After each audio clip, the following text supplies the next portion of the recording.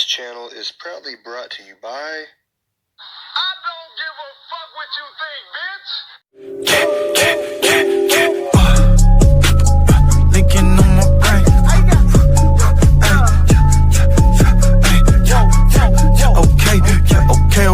Okay. Linking on my brain. I got linking on my brain. Whoa. What's up, guys? It's Mike the MGTOW man again, bringing another video. So in this video, I like to address a specific person. Now, before I was MGTOW, I probably, if I wouldn't have found the red pill, I probably would have gotten married by now, divorce raped by now, who knows? But somewhere out in the world, there's a woman that I might have proposed to. Who knows who she would have been? You see, if I didn't take the red pill, I wouldn't have, I wouldn't have been, able to keep myself from proposing a few times. Initially, I just straight up went monk to find myself. And even though I dropped the monk label, I'm not dropping MGTOW. I'm still against marriage, cohabitation, and having babies with the modern Western woman. It's simply too risky. But there was a time where I didn't know any of this. Despite all of the bullshit that I had gone through with women, there was a time where I was kept in a fog. And had I remained in that fog, I would have definitely fell short in life by now. I would have stepped right into their snares. So this letter that I'm going to read out to you folks, it's to the wife that I could have had. So that way, you women out there will understand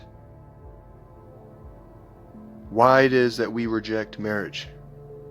And I feel it is important for a lot of us to lay out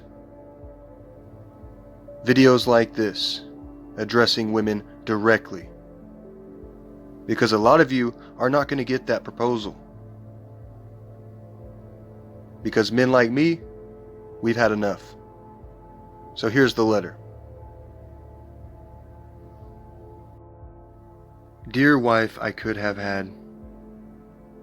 When I was a young boy, I often daydreamed of the day that I'd grow old and gratefully earn just enough to take care of you, whoever you'd be. I knew many years ago as a young boy, I knew that I didn't know you or who you were yet. But it didn't bother me. In fact, never knowing who you'd be was a part of the excitement and lifelong anticipation that particular unknown builds. So I'd sit there and daydream away of you, my future wife. Then as I got a little older, I watched all of the adult couples that my parents knew getting divorces. And then my parents later got divorced as well. I myself as a child got caught in the crosshairs of that very messy divorce, and I ended up in foster care. My mother often chose men for status, money, wealth, power. And she had an alcohol problem. All of these things mixed together led to the destruction of my childhood. But due to the constant blue-pilled programming that I'd continued to receive as a young man, I never lost my daydreams of my future potential wife. When I reached the 9th grade, I had no parents, no father, no mother, nothing. No direction. So my very first year of high school was the first year I, fell in love. Or as I like to call it, falling for my biological urge to commit. But because I was respectful and she wanted to be treated like a whore, she left me. And after that, I stopped being the nice guy. I'll never forget just how devastating it was to feel the betrayal after being so respectful to her as society told me to be. Only for her to ditch me for a bad boy type. I mean, my God, she knew I was in foster care and that I was alone in the world. But her hypergamy, even in the ninth grade, it was deeply hardwired. So my pain was simply invisible to her conquests. And I'll never forget that. And still, even after that happened to me in the ninth grade, due to the blue-pilled programming I'd continue to receive, I'd eventually press on and get over her. They'd say, oh, there's plenty more fish in the sea.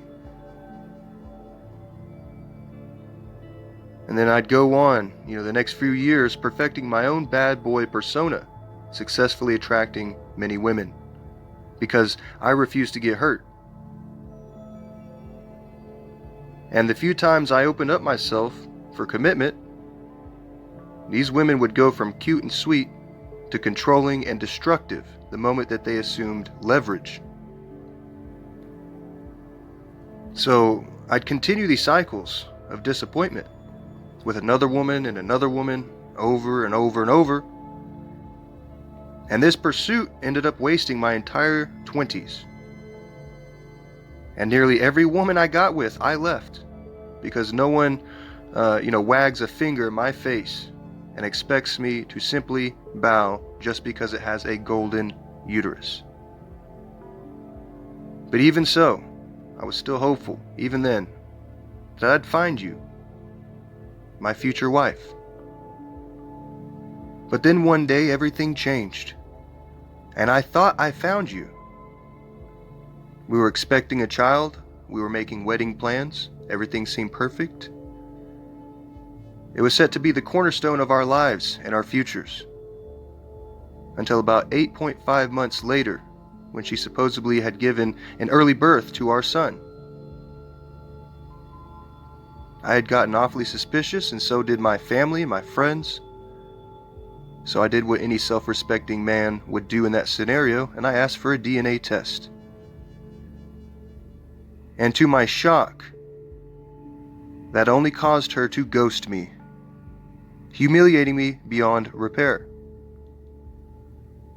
I later found out she had been riding the cock carousel before she had met me, and she had gotten pregnant and needed to find a successful guy to pin the baby on. I was quite successful at the time. So she hooked up with me in the first week to pin the baby on me, and because I was young and dumb, it wasn't that hard. And when she started to show signs of the pregnancy, I assumed it was mine. But after finding out it was just another case of paternity fraud, I was so scarred that I said, fuck it. And I went and got a vasectomy and opted out of the chance of this ever happening to me again. I got the vasectomy. And after that experience, I fucked around a bit, trying to avoid how I really felt. And sadly, part of me was still slightly open to the potential chance of marrying a woman in the future. But the odds of me actually proposing was on a tight rope. And the daydreaming of my future wife is suddenly stopped. My optimism faded. And it wasn't long after that I found MGTOW. And I'm glad that I did. Because it prevented me from continuing on dreaming about things that will only ruin my life, like it almost did. And so now when I think of you, the woman I'd once fantasized about, the woman I'd someday propose to, when I think of you, I just feel numb. Because I wanted to someday meet you, to love you. I wanted to protect and provide. But through my experiences in relationships and what I've seen happen to other people, and through this red-pilled knowledge that I've gained, I now see that it is you women who cannot even submit or commit to a man to make anything that I do worth it. And because you cannot submit, there is no value there.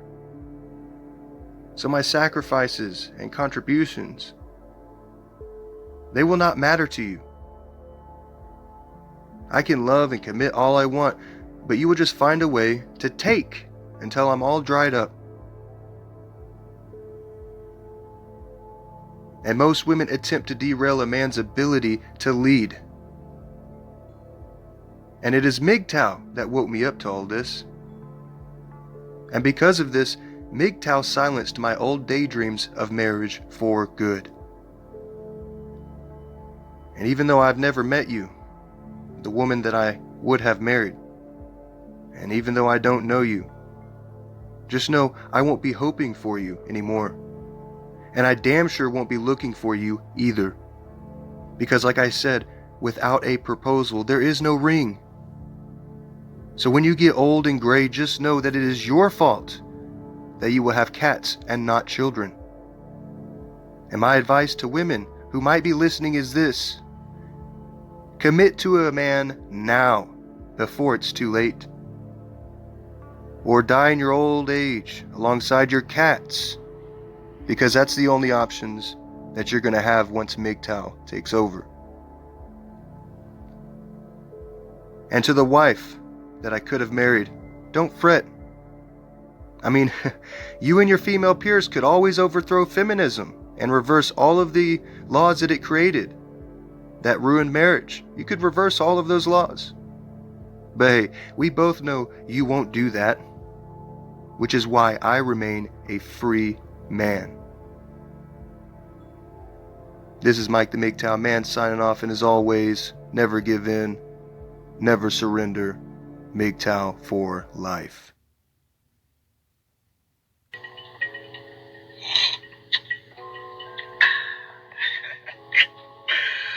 Man, these hoes ain't loyal. There ain't nothing to invest in. She'll tell you she lay your dog. Go and fuck your best friend. Then she hit you with that line. Like, I think we should be friends. So y'all break up on Monday? She sucking dick by the weekend. I swear my ex, she a demon. When it fucked a nigga in the same bed we sleeping. Shit, I ain't believe it. I was out working. She was home creeping. Came home early and I caught the nigga leaving. I'm like, damn, that's deep as shit. See, I don't hit women, but I beat that bitch. No, I'm playing, but I really had to treat that trick. Look the nigga in his eyes, told him keep that bitch. So this a letter to my ex, bitch. You the reason I'm a dog, got my next bitch. You the reason why my heart is cold as shit. You the reason why I call a bitch a bitch. Linking on my brain. Okay, okay, okay, okay.